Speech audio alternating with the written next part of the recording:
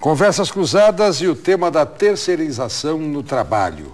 Nós, recordando a todos, já temos um texto base aprovado por ampla maioria na Câmara Federal. Na próxima semana haverá a votação dos destaques. Quando isso terminar, remessa ao Senado.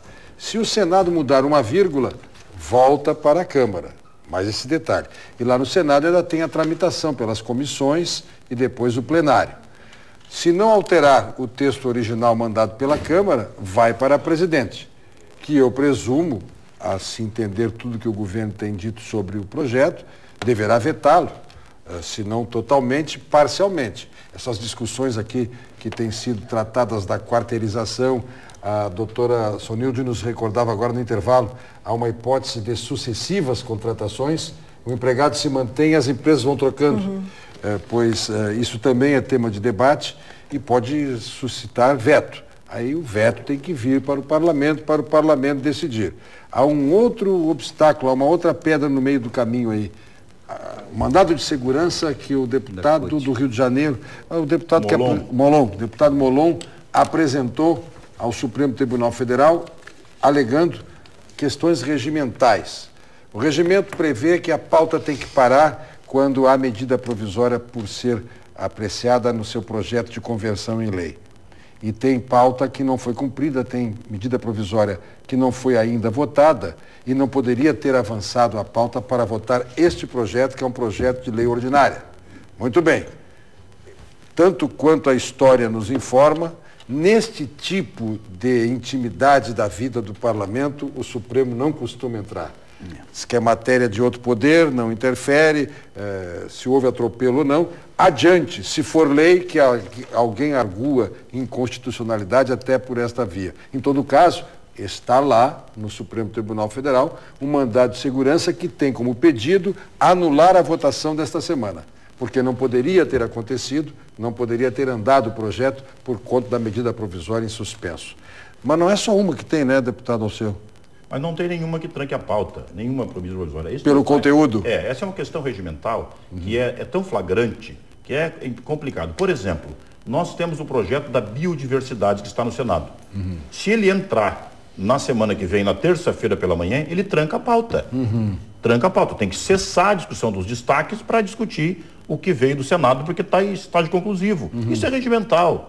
Tá? Uma pessoa como o Eduardo Cunha não cometeria esse erro de hipótese alguma, certamente não. Até porque não há entrave nenhum. Se tem uma medida provisória, eu voto essa medida provisória. Qual é o problema? Só para descontrair e na relação que temos tão sincera e tão aberta, eu e o deputado Alceu, que todos nos entendam bem. Só este erro Eduardo Cunha não cometeu. Só eu. Este ele não comete. Não, ele era o regimentalista por excelência, né? Uma pessoa que conhece profundamente o regimento, tanto é que basta ver o comando da casa como acontece. Pode discordar do método, do jeito, pode discordar do que tu quiseres, mas não acredito que cometeria um erro grosseiro dessa natureza, né? Por ânsia de votar qualquer matéria. Bom, um detalhe então, fiscalização conforme previsto aí, uma empresa cuidando da outra, com a brevidade que os blocos finais nos impõem. Qual é a sua posição? Dá para acreditar nos mecanismos de fiscalização previstos na proposta? Deixa eu te dizer o seguinte, a lei, ela nunca foi, em nenhuma das leis, ela foi uma proposta que a partir da sua publicação, ela inibe definitivamente a atitude de ninguém. Fizemos a lei do trânsito, no dia seguinte não tem mais acidentes. Fizemos o Código Penal e não tem mais morte. Não, vai haver certamente precarização, vai haver gente que vai tentar contratar para fazer gambiarra, é normal isso, e é por isso que a lei diz que quem fizer isso será punido na forma da lei. Agora, o texto da lei, olha, esse texto está há 11 anos. Só neste ano discutimos 96 vezes para discutir isso aqui. Só agora, com as centrais sindicais, nós reunimos várias vezes para discutir vírgula, muda vírgula, tira esta palavra, tira isso, bota aquilo. A composição foi a melhor possível, né? Pode não agradar e não tem como tu fazer uma lei de terceirização que deixa a CUT feliz, é claro que não.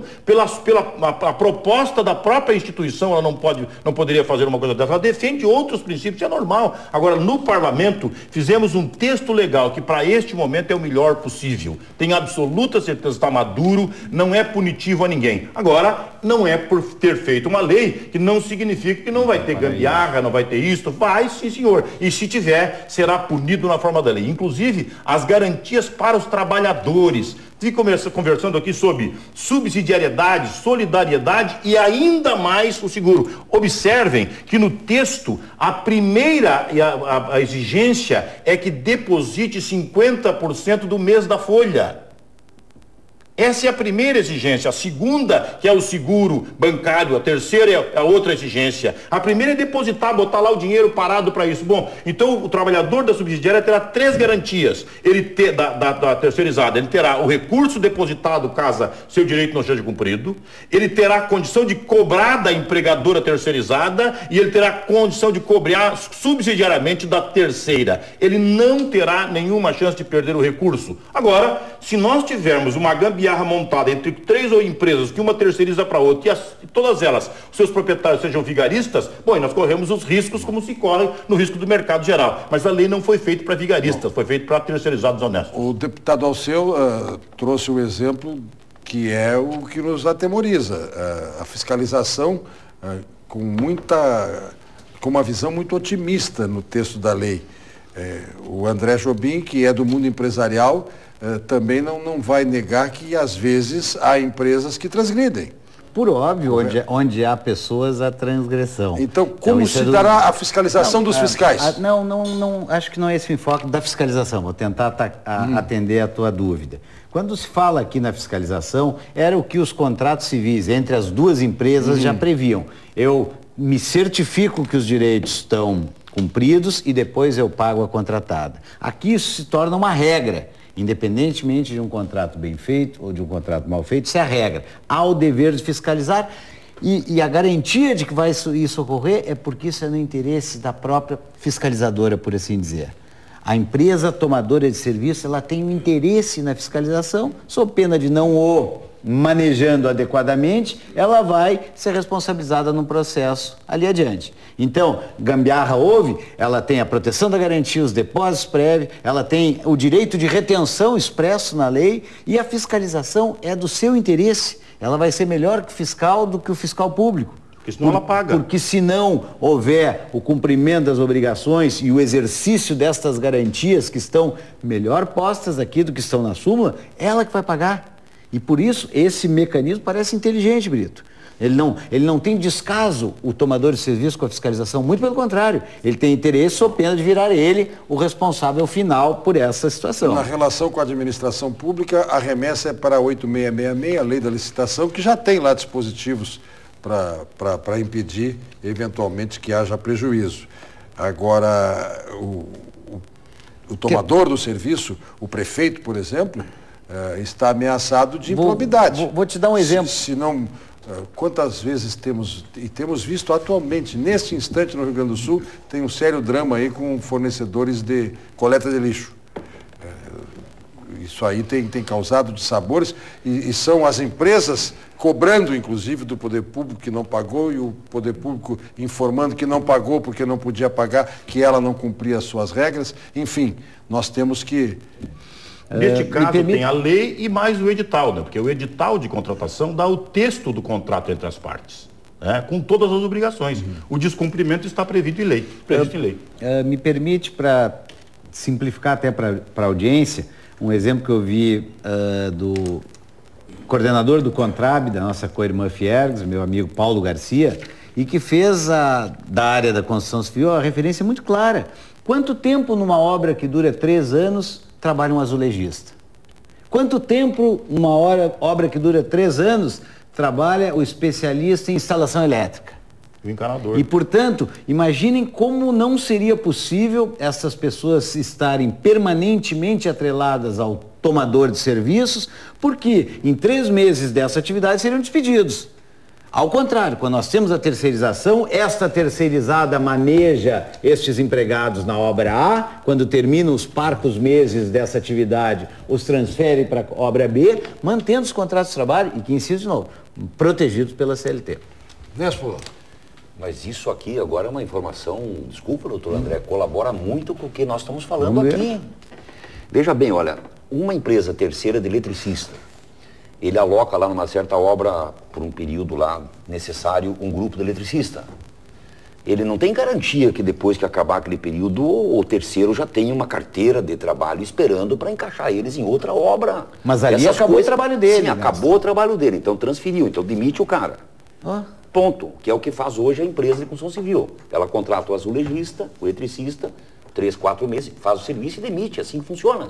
Não, assim ela contrata empresas que tenham esses profissionais. Perfeitamente. E depois, quando acaba o serviço, eles serão, se a empresa terceira não tiver pedido em carteira, ela não vai continuar pagando o salário sem trabalhar. Não tem como. Então transfere o problema para o terceiro vai demitir. Então aqui não altera, é soma zero. Não, nesse ela ponto transfere para outro trabalho. Não, mas se não tiver outro trabalho? Da mesma forma, já teria perdido porque então é soma zero, isso que eu estou falando, é participação. soma zero. Ponto, é soma zero. A rotatividade, lamentavelmente, existe. A fiscalização, desta forma, é literalmente a raposa cuidar do galinheiro. É o pacto do toma lá da cá entre o poder econômico. O que nós vamos ter que fazer, se for efetivada essa lei, é concurso público para o Ministério do Trabalho, para a Superintendência do Trabalho, triplicar seus quadros de auditores, fortalecer o Ministério Público do Trabalho e as bancas de advocacia trabalhista vão, digamos assim, entrar num período de muito trabalho, muito... Você prepare aí, você que é advogado, que está estudando para advogado, vai ter muito trabalho para vocês, porque isso aqui vai entrar na precarização e a precarização é demanda judicial e entupir os tribunais de processo. É disso, está desregulamentando. Desregulamentou a atividade fim, abriu o ambiente para os maus empresários. Agora, os maus empresários começam a ganhar em cima, por que os bons empresários vão deixar de precarizar? Vai acompanhar. É o círculo virtuoso no sentido contrário. Então eu queria concluir dizendo o seguinte nessa fase. A Noeli que botou um comentário aqui, ou Noeli que botou um comentário no intervalo, dizendo que parece que isso é pagamento de financiamento empresarial de campanha. Eu estou propenso a acreditar que essa violência, esta velocidade, esse ataque à atividade fim é pagamento de financiamento empresarial das campanhas eleitorais. Que nós queremos acabar com esse financiamento aí, porque ele é ruim para a democracia. Bom. Doutora, por favor. Bom, eu gostaria só de salientar assim, que a minha posição ela é completamente independente de questões políticas ou de ideologias políticas. A minha visão é mais no sentido exatamente do direito do trabalho e dos princípios constitucionais. Então, essa questão eu acho que... então, eu não acho que toda empresa é má, não acho que são bandidos os empresários, não acho que todo trabalhador é explorado, eu não acho nada disso. Eu só estou vendo a situação de um modo histórico dentro de um contexto social atual. Então, o que nós temos hoje na sociedade? É inegável que nós temos toda uma modernização. Eu digo sempre, até comento isso em aula, que a gente está passando de uma situação muito próxima do que ocorreu quando nós tivemos a Revolução Industrial, quando tu passa de um modo produtivo para outro modo produtivo completamente diferente, com todo o sistema diferente. Nós precisamos um tempo para nos moldar. Agora, é óbvio, quando teve a Revolução Industrial, a Revolução Francesa, o que aconteceu num primeiro momento? As partes, empregado e empregador, eram livres para pactuar. E aí nós vimos que não foi possível. Era a própria liberdade que acabou escravizando, explorando uma das partes. E foi necessária a intervenção estatal.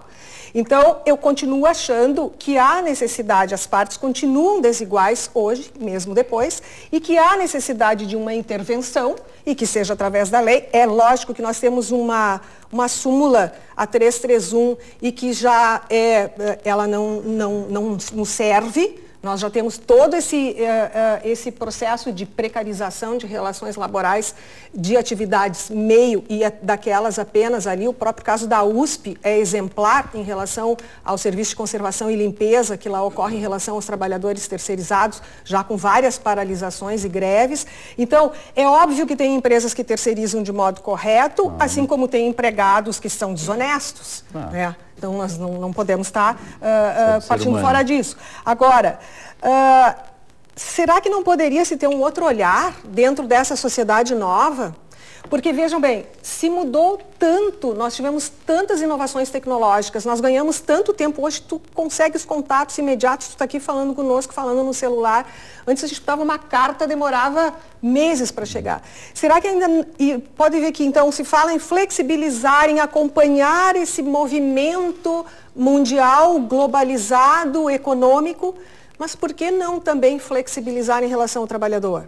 Nós ainda estamos falando de 44 horas semanais. Será que todo esse avanço tecnológico a gente não podia ter um olhar também para as duas partes? A empresa tem que precisa de maior competitividade, o empregado não pode sofrer esse ônus. É evidente que esse projeto, como ele está, ele afeta muito o trabalhador. E isso é uma realidade que tem que ser esclarecida, a gente não pode fugir disso. Então, nós temos várias questões que vão dificultar a perspectiva futura de trabalho. Ali no projeto diz a questão dos contratos sucessivos. Ok, vai ter outra empresa que vai assumir, que vai se responsabilizar, e até o tomador pode responsabilizar, traz garantias. Mas ele está perdendo garantias. Não é por nada que nós temos um princípio que se chama continuidade da relação de emprego. Por quê? Porque as pessoas têm perspectiva dentro da empresa. Hoje tu acaba com essa perspectiva, tu vai trabalhar para uma empresa A, depois tu pode continuar na mesma empresa com a empresa B, com a empresa C, e toda aquela proteção que nós tínhamos dentro dessa principiologia acaba, né, se reduzindo muito. A questão, só completando aqui a questão da subsidiariedade. Ok, a empresa tomadora vai responder, que é beneficiada em última instância, mas um empregado que trabalha para várias empresas tomadoras de serviço, quando ele vai ajuizar um processo para responsabilizar subsidiariamente, ele terá dificuldades muito maiores do que se tivesse a respambabilidade solidária, por exemplo. Mas porque se há toda uma boa intenção, a responsabilidade solidária seria... Tu escolhe para quem tu vai, porque a empresa intermediária... Mas, Sonilde, isso não resolve. Porque não resolve. Se eu escolher ir direto por regra de solidariedade ao tomador de serviço, no momento da defesa ele vai parar o processo e vai dizer assim, tá bem, eu sou solidário, mas antes de executar, eu tenho o direito de chamar o devedor principal.